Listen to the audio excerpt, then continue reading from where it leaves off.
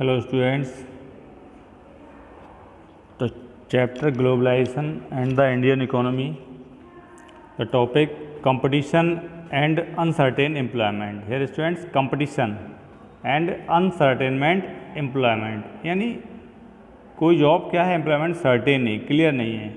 Here students, globalisation and pressure the of competition have sustainability change the lifes of worker. देखिए globalisation क्या होता है और जो प्रेशर होता है कंपटीशन का, प्रेशर ऑफ कंपटीशन क्या करता है कि लोगों को जो सस्टेनेबिलिटी होती है, सेंसिली होती है, वो लाइफ जो है वो क्या करता है वर्कर की चेंज कर देता है. फेस्ड विद ग्रोइंग कंपटीशन यानी और क्या होता है, कंपटीशन फाइट हो जाती है. Most employer these days prefer employ workers flexibility मतलब एक कहते हैं ना लचीलापन, थोड़ा सा फ्लेक्सिबल होना.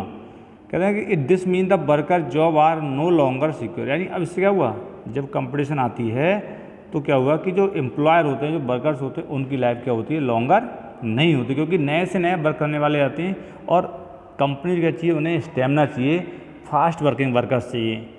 तो हेयर स्टूडेंट्स यही competition, we are looking here competition. जैसे large MNC the garment industry in Europe and America, यानी जो लार्ज इंडस्ट्री हैं एमएनसी यूरोप, यहाँ पर यूरोप में एंड अमेरिका में, प्रोड्यूस फ्रॉम इंडियन एक्सपोर्ट्स, यानी क्या करती हैं, प्रोडक्ट्स करवाती हैं कहाँ पर, इंडियन एक्सपोर्टर्स, इंडियन को एक्सपोर्ट करते हैं वो.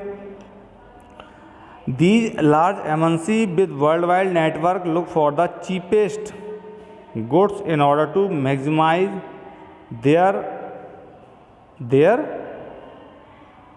यानी उसको जो क्या करते हैं वो देयर प्रॉफिट, यानी अपने प्रॉफिट के लिए वो मैक्सिमाइज करते हैं और एक्सपोर्ट करते हैं, यानी चीपेस्ट गुड्स. एंड क्या करते हैं, Indian garments exporter try hard to cut their own cost. क्या करते हैं वो इंडियन जो गारमेंट हैं एक्सपोर्ट करते हैं, ट्राई हार्ड यानी थोड़े हार्डली करते हैं, to cut their own cost, और क्या कट करते हैं, अपनी जो कॉस्ट है उसको कट करते हैं. As cost of raw material can not be reduce, but उसमें क्या है, जो कॉस्ट ऑफ रॉ मटेरियल्स है वो क्या है, रिड्यूस यानी कम नहीं हो सकती. और एक्सपोर्टर क्या करते हैं, exporter try to cut labour cost. Exporter क्या करते हैं, फिर क्या करते हैं कि जो रॉ मटेरियल है उसमें तो जो जितना आया है रॉ मटेरियल जितने का है उसमें कट नहीं हो सकता, जो लेबर का जो चार्ज है उसमें से कट करते हैं. यानी फिर क्या होता है वही है कि लेबर, सस्ती लेबर देखते हैं, वो चीपेस्ट लेबर देखते हैं. वेयर क्या करते हैं, where earlier factory use to employ worker on the permanent basis. अब देखिए यहाँ पर होता क्या है कि कुछ इंडस्ट्रीज होती हैं वो परमानेंट बेसिस पे लोगों को वर्क जैसे एम्प्लॉय देती हैं, वर्क देती हैं. अब परमानेंट बेसिस पे क्या होता है, उन्हें बहुत सारी फैसिलिटी मिलती हैं, परमानेंट बेसिस पे फैसिलिटी मिलती हैं. Now they employ worker only on a temporary basis so that they not have to pay worker not of the worker यानी for the whole year. यानी अब यहाँ पर क्या है कि जब वो परमानेंट वर्कर होते हैं तो परमानेंट वर्कर्स के लिए क्या उन्हें बहुत सारी फैसिलिटी देनी पड़ती हैं और फुल ईयर उन्हें पेमेंट देना पड़ता है.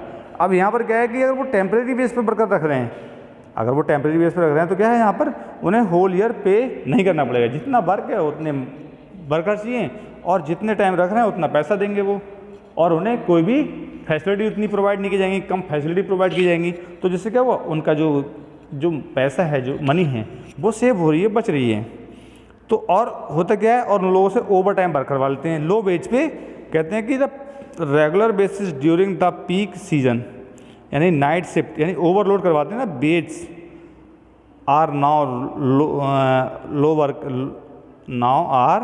लो and workers are force to work over time. यानी अब उनसे जो टेम्परेरी होते हैं उनसे क्या करते हैं, क्या फोर्स करते हैं, यानी ओवर टाइम वर्क कराते हैं वही लो वेज पे, और वो बेचारे एग्री भी होते हैं जब उन्हें देखिए उन्हें एम्प्लॉयमेंट चाहिए.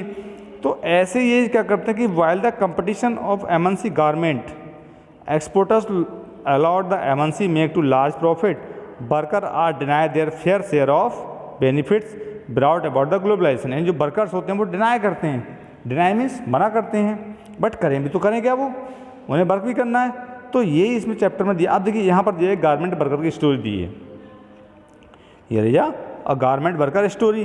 अब देखिए 35 years Sushila has spend many years in a worker of garment export industry of Delhi. यानी उसने एक एक्सपोर्ट इंडस्ट्री थी दिल्ली में, उसने अपना मतलब वर्क किया उसने। She was employed as a permanent worker, क्या थी वो? परमानेंट वर्कर थी। Entitled he health insurance provident fund, यानी उसका हेल्थ इंश्योरेंस था, प्रोविडेंट फंड था। Over time at a double rate, यानी जब ओवर टाइम करती थी वो तो उसे अलग से सैलरी पैसे मिलते थे। बहन Sushila factory closed in the late 1990s, यानी जब 1990s में उसकी जो जहाँ वो वर्क करती थी वो फैक्ट्री क्लोज हो गई। After searching for a job for 6 months she finally got a job. She finally got a job 30 kilometre, यानी 30 किलोमीटर दूर पे उसने क्या किया? एक जॉब मिली उसे। क्या मिली? उसे एक जॉब मिली। अब वो उसमें जॉब में हुआ क्या? यानी आफ्टर वर्किंग, यानी उसको जो वर्किंग था वो टेम्परेरी बेस पे वहाँ रखी गई। कैसे रखी गई वो? टेम्परेरी बेस पे। Student worker earn less than half of what was she was earning earlier, यानी जो पहले वो कमाती थी अब उससे क्या कमा रही है? उससे हाफ कमा रही है। And every morning 7 days a week at 37, यानी कहाँ 7:30 बजे, यानी 37 7:30 बजे वो घर से निकल जाती थी। एंड रिटर्न 10 PM, यानी 7:30 जाकर 10 PM पे घर वापसी करती थी वो। A day off work means no wage, यानी वहाँ पर उसे ढंग से कोई पैसा भी नहीं मिलता था। She has none of the benefit she used to get earlier, जैसे वो पहले उसे बेनिफिट था अब उसे बेनिफिट नहीं है। तो factories closer to her home have widely fluctuating order and their for pay even less. तो यहाँ पर क्या दे रहे हैं कि यही है कि जो अब देखिए MNC आने से हमें वर्क तो मिला, हम कंज्यूमर को बेनिफिट मिला, बट जो वर्कर्स थे उनको प्रॉब्लम हो गई। MNC कंपनी जो थी वो पहले परमानेंट वर्कर रखती थी, जो कंपनियां थी वो अब परमानेंट वर्कर ना रख के टेम्प्रेरी बेस पे वर्कर ज़्यादा रख रही हैं, और उनसे क्या है टेम्प्रेरी बेस पे पीपल्स को पैसे भी कम स्पेंड करने पड़ रहे हैं, और उसमें क्या हो रहा है उनको ओवर टाइम यानी वर्क भी ले रहे हैं, तो कम पैसे में ज़्यादा उन्हें वर्क मिल रहा है। तो इसीलिए क्या किया उन्होंने कि MNC जो कंपनी हैं उन कंपनियों से उन्हें ये बेनिफिट मिल रहा है। MNC कंपनी कमा रही हैं। देखिए स्टूडेंट्स यहाँ पर एक टॉपिक दिया था कि जो ये the struggle for a fair globalisation. अब फेयर ग्लोबलाइजेशन कैसे करके होगा? The struggle for a fair globalisation. Students अब फेयर यानी एक मतलब ठीक तरीके से, अच्छे तरह से। भाई अच्छे तरह से तभी होगा जब MNC होंगी, जो MNC कंपनी है WTO है सभी को इक्वली क्या करेगा?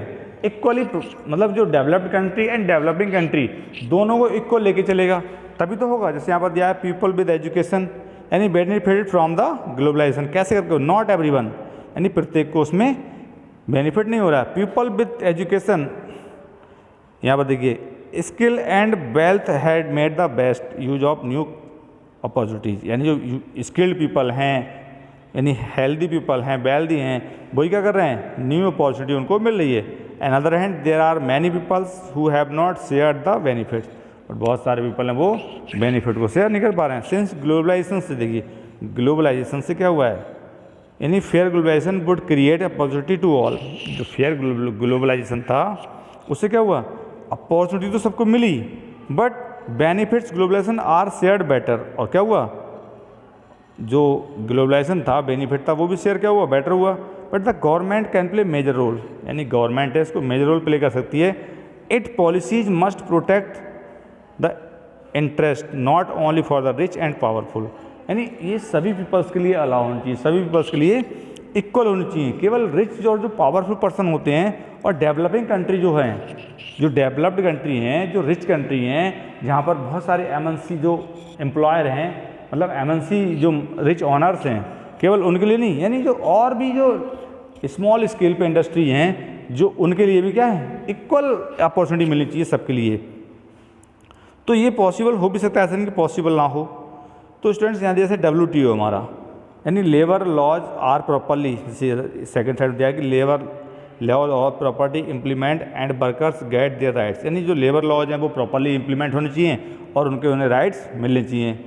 It can support small producer to improve, और जो स्मॉल प्रोड्यूसर हैं उनको भी सपोर्ट करना चाहिए, वो भी इम्प्रूवमेंट करें। And their performance till the time they became strong enough to compete, और वो जब उन्हें सपोर्ट की जाएगी तो वो भी क्या हो जाएंगे, वो भी इम्प्रूव करेंगे, तो वो भी कंपटीशन कर सकेंगे उनकी परफॉर्मेंस भी अच्छी होगी। तो government can use trade investment barriers, government ने इसलिए क्या किया, investment trade barriers, and it can negotiate at the WTO fairer rules, और WTO ने क्या हुआ, WTO ने वो रूल्स बनाए।